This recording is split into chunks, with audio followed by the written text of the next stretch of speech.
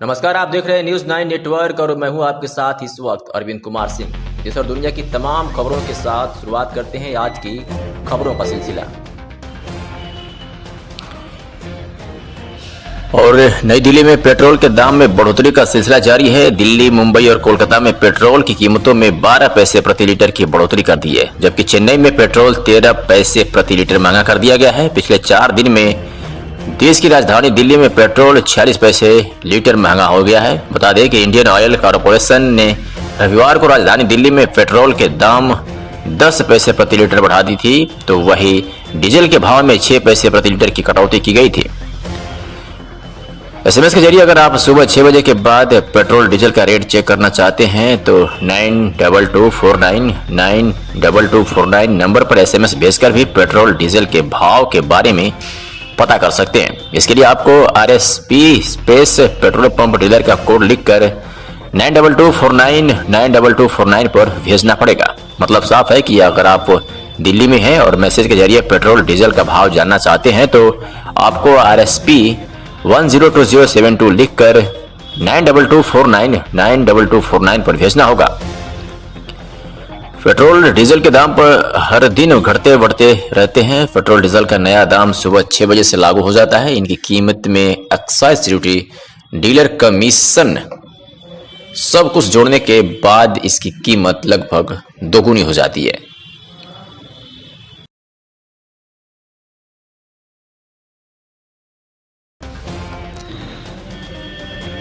और नई दिल्ली के मुख्यमंत्री अरविंद केजरीवाल ने रविवार को लोगों से आगामी विधानसभा चुनाव में आम आदमी पार्टी की मदद करने की अपील की है। उन्होंने कहा कि चुनाव लड़ने के लिए आपके पास पैसे नहीं है। उन्होंने यह भी कहा कि वह अधिकृत कॉलोनियों में मकानों की रजिस्ट्री का कार्य कराएंगे और लोग अपनी जमीन की रजिस्ट्री के दस्तावेज हाथ में आने तक किसी पर भरोसा नहीं करें। आपको बता दें कि अगले कुछ महीनों में दिल्ली में विधानसभा चुनाव होने हैं। पिछले 5 साल में 1 रुपए की भी कमाई नहीं की है। रिपोर्ट्स के मुताबिक उत्तरी दिल्ली के बुराड़ी में एक जनसभा को संबोधित करते हुए मुख्यमंत्री ने कहा, गत 5 साल में हमने दिल्ली में बहुत काम किए। हमारे पास चुनाव लड़ने के लिए पैसे नहीं है। मैंने पिछले 5 साल में 1 रुपए की भी कमाई नहीं की है। वे आप हैं जो मेरे लिए चुनाव लड़ेंगे। केजरीवाल ने आरोप लगाया कि भारतीय जनता पार्टी अनधिकृत कॉलोनियों को नियमित करना चाहती है, लेकिन रजिस्ट्री की अनुमति नहीं देना चाहती है।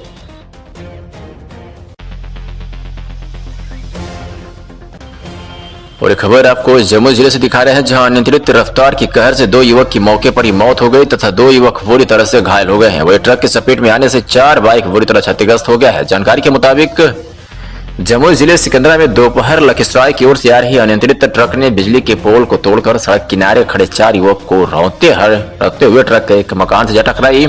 वही मौके से ट्रक ड्राइवर और खलासी ट्रक छोड़कर फरार हो गए। सड़क दुर्घटना होते ही आसपास के लोगों में कोहराम मच गया। आक्रोशित ग्रामीणों ने सिकंदरा लखीसराय मुख्य मार्ग पर लगभग 2 घंटे तक जाम कर दिया। वहीं सड़क दुर्घटना में राजस्थान के मोतला गांव निवासी पन्नालाल का 20 वर्षीय पुत्र अनिल बंजारा और सिकंदरा थाना क्षेत्र के लोहड़ा गांव निवासी राजू तांती का 14 वर्षीय पुत्र प्रदीप कुमार का घटनास्थल पर ही मौत हो गया। तो मध्य प्रदेश के मंदसौर गांव निवासी शैतान सिंह पिता गौरीशंकर एवं सिकंदरा थाना क्षेत्र के लोहड़ा गांव निवासी सुरेंद्र तांती का 17 वर्षीय पुत्र मंगल कुमार बुरी तरह घायल हो गया, जिसे ग्रामीणों की मदद से सिकंदरा सामुदायिक स्वास्थ्य केंद्र ले जाया गया है, जहां से चिकित्सकों ने बेहतर इलाज के लिए जम्मू सदर अस्पताल रेफर कर दिया है। जी 2 डेड बॉडी आया है, जो एक राजस्थान का रहने वाला है, भीलवाड़ा जिला का, एक जम्मू का है, लोहंडा गांव का रहने वाला बच्चा है, और एक रेफर हो गया है जो भी राजस्थान का, जिसका पैर का हड्डी टूट गया है, लेकिन अभी ठीक ठाक है। पहले के अपेक्षा बहुत ही अच्छे स्थिति में है। बाकी का इलाज सिकंदर PSC में चल रहा है। ये सब सड़क दुर्घटना में हुआ है।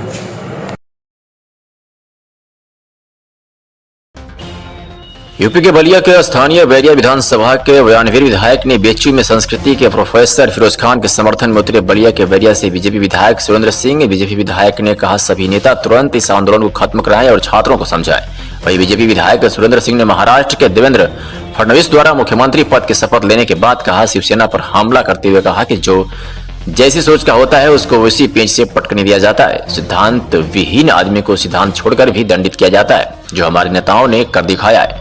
बीजेपी विधायक यही नहीं रुके, उन्होंने एनसीसीपी प्रमुख शरद पवार की तुलना नर्तकी से करते हुए कहा कि जिस तरह नर्तकी की अपनी बात मनवाने के लिए किसी को कुछ भी कर सकती है, वही हाल शरद पवार जी का है। ऐसा है कि सिद्धांत नहीं, सिद्धांत का संरक्षण करने के लिए भी कभी कभी जो जिस तरह का होता है सठे साठ्यम समाचरित, और यह सिद्धांत राजनीति का अचूक मंत्र है। जो जैसा हो उसको उसी भाषा में जवाब देना, ये राजनीति का धर्म होता है। तो मान लीजिए हमारे तो महान नेता हैं, पहले अपने गठबंधन धर्म का निर्वाह किया उन लोगों ने। गठबंधन धर्म का निर्वाह न करने वाले व्यक्ति को इतना बढ़िया सबक सिखाए लो कि जैसे जैसे जिस स्वभाव से तुम हमको अपमानित करना चाहते हो, उसका प्रतिक्रिया भी उसी भाव से उसी भाषा से दे दिया। सर 3 चीजें आपने संबोधित की, एक नृत्यकी, पहले शेर कहा, फिर भेड़िया कहा, इन तीनों में सबसे प्रिय शब्द कौन सा आपका? मेरे लिए सबसे प्रिय शब्द वही है, लोकप्रिय और प्रासंगिक, कि शिवसेना के प्रमुख आदरणीय उद्धव ठाकरे जी ने वही कहावत चरितार्थ किया है कि शेर का खाल उड़ करके कोई भेड़िया अपने लालच को पूरा करना चाहती थी। तो शेर का खाल उड़े भेड़िया कभी सफल राजनीति नहीं। भाजपा के साथ एक सवाल,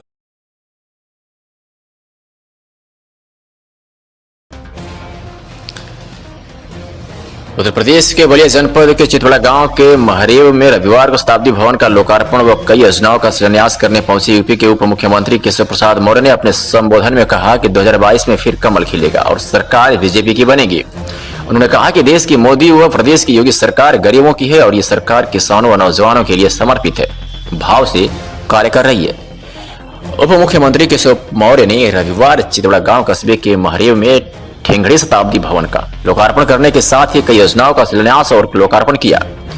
दंतोपंत ठेंगड़ी जन्म शताब्दी वर्ष पर पंडित दीनदयाल उपाध्याय स्मारक अनुसंधान व आरोग्य केंद्र द्वारा आयोजित शिलान्यास व लोकार्पण समारोह को संबोधित करते हुए उन्होंने कहा कि मोदी सरकार द्वारा किए गए विकास का फल 2019 में जनता ने दिया है। अभी विकास पर पूरा जोर है, यदि जनता साथ रहेगी तो प्रदेश में फिर सरकार बनेगी। उन्होंने कहा कि प्रत्येक 250 की आबादी वाले गांवों को पक्की सड़क से जोड़ने का कार्य तेजी से चल रहा है। बड़े एक्सप्रेसवे के करीब के गांवों को सर्विस लेन से जोड़ने का निर्णय हमारी सरकार ने लिया है। भाजपा सरकारों के विकास का लक्ष्य गरीबी है और जनता के भरोसे को हम टूटने नहीं देंगे। प्रधानमंत्री मोदी व मुख्यमंत्री योगी आदित्यनाथ के रहते गरीब को उसके अधिकार से वंचित नहीं होने दिया जाएगा। अपराधियों के खिलाफ कड़ी कार्रवाई करना, ये जो सारे लक्ष्य लेकर के हमारी सरकार काम कर रही है, उसका अभी मैं आंकड़ा भी दे रहा था कि जिले के अंदर भी उसका ठीक प्रकार से प्रयास चल रहा है, परिणाम उसका मिल रहा है और जहां कहीं पर भी कोई कमी होगी उसमें हम तीव्र गति से आगे बढ़ेंगे। कोई आपका सवाल? अच्छा, महाराष्ट्र सरकार तो बना लिया, लेकिन जिस तरह से एनसीपी के विधायक दल की बैठक में इस पे क्या कहेंगे? देखिए, घोटाला का जो दोषी होता है उसकी जांच होती है और जो दोषी होता है उसको दंड मिलता है। हमारी सरकार में इस पर कोई एसडीएम बार जेल डालने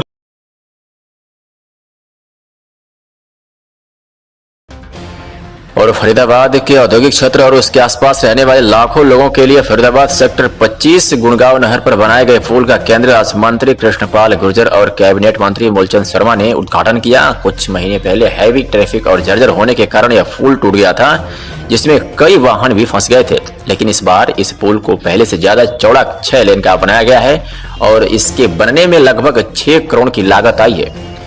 केंद्रीय राज्य मंत्री कृष्णपाल गुर्जर और हरियाणा के कैबिनेट मंत्री मूलचंद शर्मा की माने तो यह पुल अब जितना आम लोगों के लिए वरदान साबित होगा, उससे भी अधिक सेक्टर 25 के अलावा आसपास के तमाम औद्योगिक के इलाकों को इसका फायदा मिलेगा।